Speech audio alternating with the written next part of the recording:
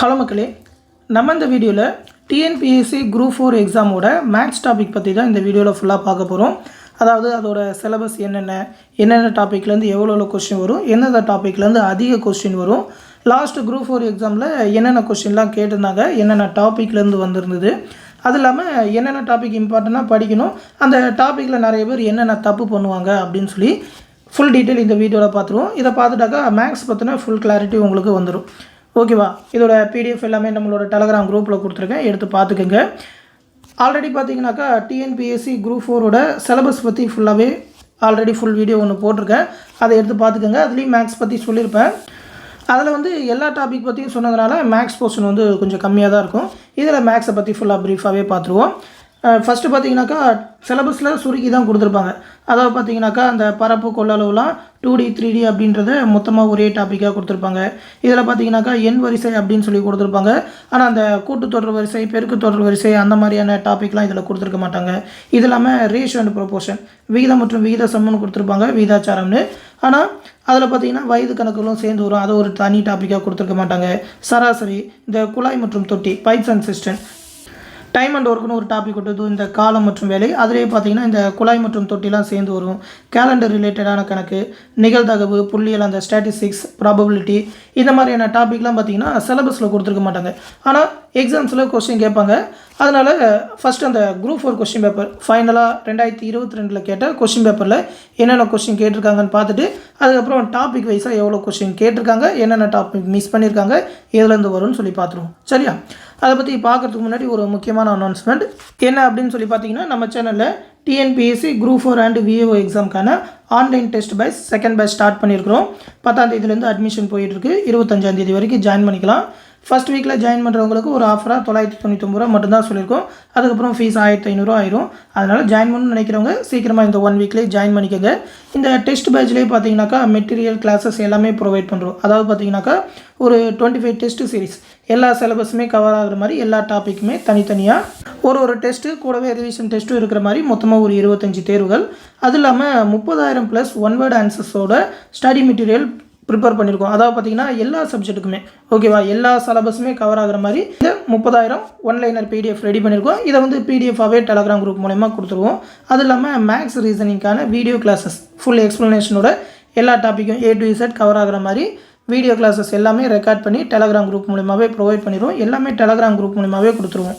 நீங்கள் any time அந்த Telegram குரூப்பில் டவுன்லோட் பண்ணி உங்களோட வீட்டிலேருந்தே ப்ரிப்பேர் பண்ணிக்க முடியும்.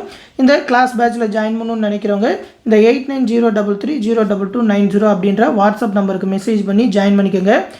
ஃபீஸ் பே பண்ணணும்னு நினைக்கிறவங்க இந்த 9487808620 அப்படின்ற கூகுள் பே அப்படின்னா ஃபோன்பே மூலமாக பே பண்ணிவிட்டு அது ஒரு ஸ்க்ரீன்ஷாட் எடுத்து இந்த 8903302290 வாட்ஸ்அப் நம்பருக்கு அனுப்புனீங்கனாக்கா உங்களோட டெலகிராம் நம்பரையும் அந்த கிளாஸ் பேட்சில் ஜாயின் பண்ணி விட்ருவாங்க. இந்த டெஸ்ட் பேட்ச் பற்றின ஃபுல் டீட்டெயிலை ஒரு வீடியோவாக தனி வீடியோவாக கொடுத்துருக்கேன்.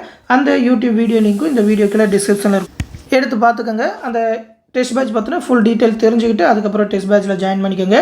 இந்த தேர்வு ஷெடியூல் எல்லாமே பார்த்தீங்கன்னாக்கா தனியாக ஒரு பிடிஎஃபாக ரெடி பண்ணி இந்த வீடியோக்குள்ள டிஸ்கிரிப்ஷனில் கொடுத்துருக்கேன். அதையும் எடுத்து பார்த்துக்கோங்க. என்னென்னைக்கு என்னென்ன எக்ஸாம் அப்படின்னு சொல்லி ஃபுல் டீட்டெயில் அந்த பிடிஎஃப்லேயே இருக்கும்.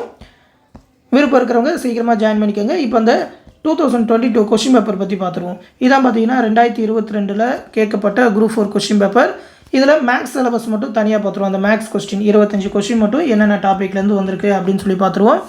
ஃபர்ஸ்ட் எடுத்தோடனே பார்த்தீங்கன்னாக்கா different between compound interest and simple interest தான் கேட்டிருக்காங்க. அதாவது தனி வட்டிக்கும் கூட்டு வட்டிக்கும் உள்ள வித்தியாசம்.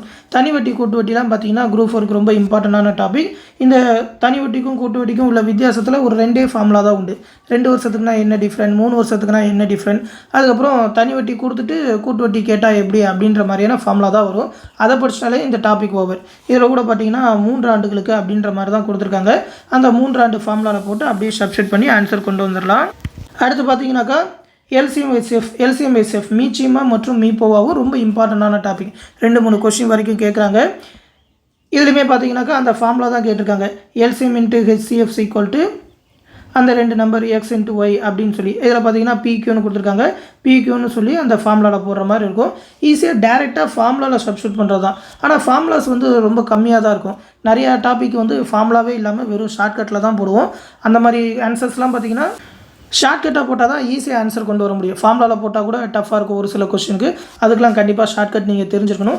அதை எல்லாத்தையுமே ஷார்ட்கட்டோட ஏன்னா பார்த்தீங்கன்னா ஒவ்வொரு டாப்பிக்குமே ஒவ்வொரு கொஸ்டினுமே 2-3 விதத்தில் நடத்துவோம். உங்களுக்கு எந்த மெத்தட் பிடிச்சிருக்கு அப்படின்னு சொல்லி நீங்களே சூஸ் பண்ணிக்கோங்க. அப்படின்ற மாதிரி ஃபார்முலா மெத்தட், ப்ரொசீஜர் மெத்தட், அது இல்லாமல் ஷார்ட்கட் மெத்தட் அப்படின்ற மாதிரி தான் நடத்திருப்போம்.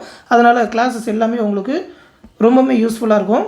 அடுத்து பார்த்தீங்கன்னா ரெக்டாங்கிள்லேருந்து ஒரு கொஸ்டின் கேட்டிருக்காங்க. அதாவது அளவியல் 2D பரப்பு அப்படின்னு சொல்லி கொடுத்துருந்தாங்கல்ல, அதுலேருந்து ஒரு கொஸ்டின் கேட்டிருக்காங்க. இதில் பார்த்தீங்கன்னா அந்த எக்ஸை கொண்டு போய் இதில் சப்ஸ்டியூட் பண்ணி LBன்னு கொடுத்துருப்பாங்க. செவ்வகத்தோட பரப்பளவு LBயில் போட்டு ஆன்சர் கண்டுபிடிக்கிற மாதிரி சிம்பிளாக தான் கொடுத்துருப்பாங்க. ஆனால் அளவியல் 3Dலேருந்து போன குரூப் 4க்கு எக்ஸாம் கொஸ்டின் எதுவுமே கேட்கவே இல்லை. அடுத்து பார்த்தீங்கன்னா ப்ராபபிலிட்டிலேருந்து கேட்டிருக்காங்க. இதில் பார்த்தீங்கன்னா பகடை அப்படின்னு சொல்லியிருக்கும். பட் இது வந்து அந்த பகடை கணக்கு கிடையாது. ப்ராபபிலிட்டியில் பகடை கணக்கு வரும், நாணயம் கணக்கு வரும், சீட்டு கட்டு கணக்கு வரும். அதில் பார்த்தீங்கன்னா பகடையும் ஒரு கணக்கு. அந்த மாதிரி நிகழ்தகவுலேருந்து ஒரு கொஸ்டின் கேட்டிருக்காங்க. அடுத்து பார்த்தீங்கன்னா கேலண்டர் ரிலேட்டடாக கொஸ்டின் கேட்டிருக்காங்க. அதாவது அடுத்த பர்த்டே வந்து என்ன கிழமையில் வரும் அப்படின்ற மாதிரி கேட்டிருக்காங்க. அப்படி இல்லைன்னா இதற்கு இடைப்பட்ட நாட்கள் என்ன அப்படின்ற மாதிரிலாம் இந்த கேலண்டர் ரிலேட்டடாக கொஸ்டின் வரும். இதெல்லாம் பார்த்தீங்கன்னா ரீசனிங் டாபிக். அடுத்து பார்த்தீங்கன்னா மீச்சிமம் இப்போ மறுபடியும் கேட்டிருக்காங்க. இது வந்து இந்த நம்பரால் டிவைட் பண்ணுற மாதிரி இருக்கும் அப்படின்னு சொல்லி வரப்போ எல்சிஎம் எடுத்து கண்டுபிடிக்கிற மாதிரி இருக்கும். இது வந்து எல்சிஎம் ஹெச்சிஎஃப் டாப்பிக்கில் தான் போடுவோம். நம்பர் சீரிஸ்ன்ற மாதிரி நிறைய பேர் சொல்லிக்கோங்க. ஆனால் பார்த்தீங்கன்னா அதெல்லாம் நம்பர் சீரிஸில் வராது. எல்சிஎம் ஹெச்பி யூஸ் பண்ணி போட்டாக்கா ஈஸியாக போடலாம். அடுத்து பார்த்தீங்கன்னா விகிதம் மற்றும் விகித சமம், அதை யூஸ் பண்ணி போடுற டாபிக் தான் ரேஷியோ மாதிரி கொடுத்துருப்பாங்க. பட் இதை வந்து சிம்பிளிஃபிகேஷன் அப்படின்னு சொல்லுவாங்க, சுருக்குதல் அப்படின்னு சொல்லி. 4 வந்து 2ஓட ஸ்கொயர் அப்படின்னு சொல்லி எடுத்துக்கிட்டு அந்த அடுக்குகள் வச்சு கண்டுபிடிக்கிற மாதிரி இந்த கணக்கு இருக்கும். அடுத்து பார்த்தீங்கன்னாக்கா எண் எழுத்து வரிசை ரீசனிங் டாபிக், அந்த கோடிங் டீகோடிங்லேருந்து கொஸ்டின். அடுத்து பார்த்தீங்கன்னா நேரமற்ற வேலை. நேரமற்ற வேலையெல்லாம் ரொம்ப இம்பார்ட்டண்டான டாபிக். அதுலேருந்து கண்டிப்பாக கொஸ்டின் வராமல் இருக்காது.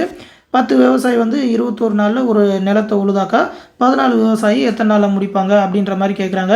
இது வந்து நேர்மாறல், எதிர்மாறல் அப்படின்ற மாதிரியும் சொல்லுவாங்க. ஜஸ்ட்டு டேரெக்டாக அவங்க கொடுத்ததையே வச்சு நம்மளே ஃபார்முலா க்ரியேட் பண்ணி போடலாம். அந்தளவுக்கு ரொம்ப ஈஸியான கணக்கு இது எல்லாமே. அடுத்து பார்த்தீங்கன்னா அரித்மெட்டிக் ப்ராக்ரஷன், கூட்டு தொடர் வரிசையிலேருந்து ஒரு கொஸ்டின் கேட்டிருக்காங்க. பெருக்கு தொடர் வரிசை கேட்கல. ஏபி, ஜிபி, அதுக்கப்புறம் ஸ்பெஷல் தொடர் வரிசை அப்படின்னு சொல்லி அந்த மாதிரி ஒரு சில ஃபார்முலாஸில் வரும். அது எல்லாமே தனி டாப்பிக்காக நடத்திருப்போம். அதுலேருந்து ஒரு கொஸ்டின் கண்டிப்பாக கேட்டுக்கிட்டே இருக்காங்க. அடுத்து பார்த்தீங்கன்னாக்கா சதவீதத்துலேருந்து ஒரு டாபிக். இதில் பார்த்தீங்கன்னா சதவீதம் அப்படின்னு சொல்லி எங்கேயுமே மென்ஷன் பண்ணியிருக்கவே மாட்டாங்க. ஆனால் பார்த்தீங்கன்னா முந்தைய ஆண்டு சேமித்த தொகையில் பாதியை சேமிக்கிறார் அப்படின்னு சொல்லி ஒரு ஹிண்ட் வேர்டு கொடுத்துருப்பாங்க. அதான் பார்த்தீங்கன்னா முந்தைய ஆண்டு 100% சம்பாதிச்சிருந்தா அதில் வந்து 50% சேமிக்கிறாங்க அப்படின்னு சொல்லி இந்த மாதிரி சதவீதமாக வச்சுக்கிட்டு செயின் ரூல் படி போடுற மாதிரி இருக்கும். ரொம்ப ஈஸியாக ஒரே ஒரு லைன்லேயே ஆன்சர் போடுற மாதிரி இருக்கும். அதுக்கெல்லாம் பார்த்தீங்கன்னா ஷார்ட்கட் தெரிஞ்சிருந்தால் தான் போட முடியும். இதுக்கெல்லாம் ஃபார்முலாஸ் கூட கிடையாது, ஃபார்முலாஸ் வச்சியும் போட முடியாது. அதுக்கெல்லாம் ஷார்ட்கட்டோடு போட்டாக்கா 1 லைனில் போடுற கணக்கு. சதவீதத்துலேருந்து ஒரு கொஸ்டின் கேட்டிருக்காங்க. அடுத்து பார்த்தீங்கன்னா மறுபடியும் தனி வட்டி கூட்டு வட்டியிலேருந்து ஒரு கணக்கு கேட்டிருக்காங்க. அடுத்து பார்த்தீங்கன்னாக்கா மக்கள் தொகையை அதிகரிக்கிற மாதிரி சதவீதத்தில் கொடுத்து கேட்டிருக்காங்க. ஒவ்வொரு ஆண்டும் எவ்வளோ மக்கள் தொகை அதிகரிக்குதுன்ற மாதிரி சதவீதம் டாப்பிக்லேருந்து ஒரு கொஸ்டின் வந்திருக்கு. அடுத்து இந்த மாதிரி படங்கள் ரிலேட்டடாக கொடுத்துருவாங்க. அதாவது இதில் வந்து எத்தனை முக்கோணங்கள் இருந்தது, அதே மாதிரி எத்தனை கோடு இருந்தது, எத்தனை கட்டம் இருந்தது அப்படின்னு சொல்லி கேட்டுக்கிட்டே இருப்பாங்க. மேக்ஸிமம் பார்த்திங்கன்னா இந்த ட்ரையாங்கிள் கண்டுபிடிக்கிற மாதிரியான கணக்குகள் தான் அதிகமாக வரும். இந்த மாதிரி படங்கள் ரிலேட்டடாக தனியாகவே ஒரு டாப்பிக்காகவே பார்ப்போம், தனித்தனி டாப்பிக்காக படங்களுக்கு. அடுத்து பார்த்திங்கன்னா பகடை கணக்கு. இந்த மாதிரி கொடுத்தா தான் பகடை கணக்கு. நிகழ்தகவில் பகடை வந்ததுனாக்கா அது வந்து ப்ராபபிலிட்டின்னு தனியாக போயிடும். அதாவது இந்த மாதிரி 2 டைஸை கொடுத்துட்டுக்கு இந்த 3ஆம் நம்பருக்கு எதிர்க்க எந்த நம்பர் இருந்தது அப்படின்னு சொல்லி கேட்குறாங்க. இதை வச்சு ஷார்ட்கட்டாக இதுவும் பார்த்திங்கன்னா ஒரு லைனில் போடுற கொஸ்டின் தான். ஓகேவா, ஒரு 5 செகண்ட் 10 செகண்டே அதிகம் இந்த மாதிரியான கணக்குகளுக்கு. அடுத்து மிஸ்ஸிங் நம்பர் சீரிஸ். ஓகேவா, எண் வரிசை அப்படின்னு சொல்லுவாங்க. இடையில ஒரு 5 நம்பர் கொடுத்துட்டு ஒரு நம்பரை விற்றுட்டு அந்த இடத்துல எந்த நம்பர் வரும் அப்படின்ற மாதிரி கேட்பாங்க. ஒன்றுத்துக்கும் உள்ளே வந்து ஏதோ ஒரு பேட்டர்ன் இருக்கும். அந்த பேட்டர்னை கண்டுபிடிச்சி போடுற மாதிரி இருக்கும். சரியா? அடுத்து பார்த்திங்கன்னா அளவியல் 2D. மறுபடியும் பார்த்திங்கன்னா அளவியல் 2Dலேருந்து தான் கேட்டிருக்காங்க. செவ்வகத்தோட பரப்பு தான் கேட்டிருக்காங்க. அளவியல் 3Dலேருந்தும் கேட்பாங்க. போன வீடியோவில் வந்து சொல்லியிருப்பேன். போன வீடியோ எடுத்து பார்த்தீங்கன்னா தெரியும். டேபிள் போட்டே கொடுத்துருப்பேன். அளவியல் 2Dக்கும் அளவியல் 3Dக்கும் ஃபார்முலாஸ் என்னென்ன டயக்ராம்ஸில் வரும், அதுக்கு என்னென்ன ஃபார்முலாஸ், அந்த 3Dனாக்கா மொத்த பரப்பு, புறப்பரப்பு, அது இல்லாமல் அந்த மூலை விட்டங்கள் கண்டுபிடிக்கிறது அப்படின்னு சொல்லி ஒரு டேபிள் போட்டே ஃபார்முலாஸ் எழுதி போட்டிருப்பேன். அந்த டேபிளை படித்தாலே இந்த டாபிக் எல்லாமே ஓவர் தான். அதை வச்சு நிறையா கணக்குகளும் நடத்திருப்போம். அடுத்து பார்த்திங்கன்னா மறுபடியும் நேரம் மற்றும் வேலையிலேருந்து கொஸ்டின் கேட்டிருக்காங்க. அடுத்து எல்சிஎம் ஹெச்சிஎஃப்லேருந்து கொஸ்டின் வந்திருக்கு. மீச்சிமா மீப்போவா. அடுத்து பார்த்திங்கன்னா மறுபடியும் விகிதம் மற்றும் விகித சம், ரேஷியோ அண்ட் ப்ரொபோர்ஷன்லேருந்து ஒரு கொஸ்டின் வந்திருக்கு. அடுத்து பார்த்திங்கன்னா எண் குறியீடு இந்த மாதிரி லெட்டர்ஸ் கொடுத்துட்டு அதுக்கு ஒரு நம்பர் கொடுத்துட்டு மறுபடி இன்னொரு வேர்டு கொடுத்துட்டு அதோட லெட்டர்ஸ் என்னென்ன நம்பர்ஸ் என்னென்ன அப்படின்ற மாதிரி கண்டுபிடிக்கிற மாதிரி கொடுத்துருப்பாங்க. அடுத்து பார்த்திங்கன்னா உளவியல். இது வந்து போன தடவை கேட்டதிலே ஒரு ஸ்பெஷல் கொஸ்டின். 100ல் 10 எத்தனை தடவை கழியும் அப்படின்னு சொல்லி நிறைய பேர் பார்த்தீங்கன்னாக்கா 10 அப்படின்னு தான் நினச்சிருப்பாங்க. ஏன்னா 100க்குள்ளே 10 இருக்குல்ல அப்படின்னு. ஆனால் பார்த்தீங்கன்னா முதல் தடவை கழிக்கும் போதே 100லேருந்து 10 போணுச்சுன்னா 90 ஆயிரும்.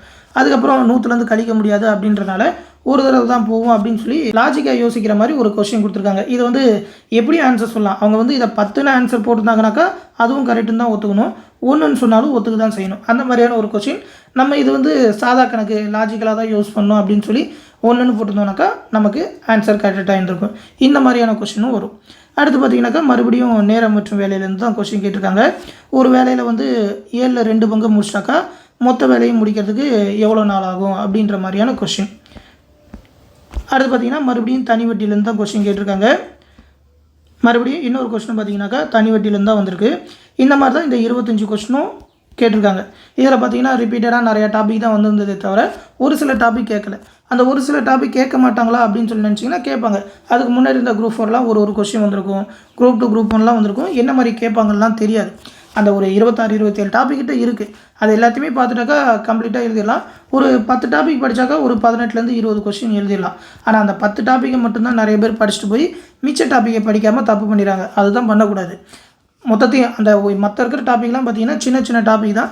அதையும் முடிச்சிட்டாக்கா கம்ப்ளீட்டாக 25க்கு 25 வாங்க முடிகிற டாபிக் அப்படின்னு சொல்லி பார்த்தீங்கன்னா மேக்ஸ் தான். குரூப் 4ல் 25க்கு 25மே வாங்கிடணும். தமிழில் கூட 100க்கு 100 எடுக்கணும்னு ட்ரை பண்ணுவாங்க. சின்னதாக கேர்லெஸ் மிஸ்டேக்கில் கூட அது 99 98ன்னு மாறிடும். ஆனால் மேக்ஸில் எங்கேயுமே தப்பே பண்ண முடியாது. ஈஸியாக போட்டுடலாம். அந்த அளவுக்கு தெளிவாக இருக்கும். குரூப் 4ஓட கொஸ்டின் வந்து ரொம்ப சிம்பிளாக தான் இருக்கும். ஈஸியாக எடுத்துடலாம். அந்த வகையில் லாஸ்ட் குரூப் 4ல் என்னென்ன டாப்பிக்லேருந்து கொஸ்டின் கேட்டிருக்காங்கன்னு பார்த்தீங்கன்னா தனி வட்டி கூட்டு வட்டிலேருந்து 4 கொஸ்டின் வந்திருக்கு. நேரம் மற்றும் வேலையிலேருந்து 3, சுருக்குதல் சிம்பிளிஃபிகேஷன்லேருந்து 1, அதுவும் பார்த்திங்கன்னா அந்த ரேஷியோ அண்ட் ப்ரொபோர்ஷன் ரிலேட்டடாக வந்தது. அளவியல் 2Dலேருந்து 2 கொஸ்டின், 3D கூட கேட்கல போன தடவை. மீச்சிமா மீப்போவிலேருந்து ஒரு 3 கொஸ்டின், விகிதம் மற்றும் விகித சமம்லேருந்து 1 கொஸ்டின், சதவீதத்துலேருந்து 2 கொஸ்டின், நிகழ்தகவுலேருந்து 1 கொஸ்டின், கேலண்டர்லேருந்து 1 கொஸ்டின், அதுக்கப்புறம் எண் எழுத்து வரிசையிலேருந்து 1 கொஸ்டின், கூட்டுத்தொடர் வரிசையிலேருந்து 1 கொஸ்டின். அந்த ஜிபி கேட்கல, பெருக்குத்தொடர் வரிசையெல்லாம் கேட்கல. அடுத்து பகடையிலேருந்து 1 கொஸ்டின், படங்கள் ரிலேட்டடாக அந்த முக்கோணங்கள் கண்டுபிடிக்கிற மாதிரி கொஸ்டின், அதுக்கப்புறம் எண் வரிசையிலேருந்து 1 கொஸ்டின், எண் குறியீட்டிலேருந்து 1 கொஸ்டின், அதுக்கப்புறம் லாஜிக்கலாக அந்த 100லேருந்து 10 கழிச்சா எப்படி அப்படின்னு சொல்லி அதுலேருந்து 1 கொஸ்டின். மொத்தமாக இந்த 25 கொஸ்டின் தான் வந்திருக்கு. இதில் பார்த்தீங்கன்னா எந்தெந்த டாப்பிக்லேருந்து அதிகமாக கேட்டிருப்பாங்கன்னு பார்த்தாலே தெரியும்.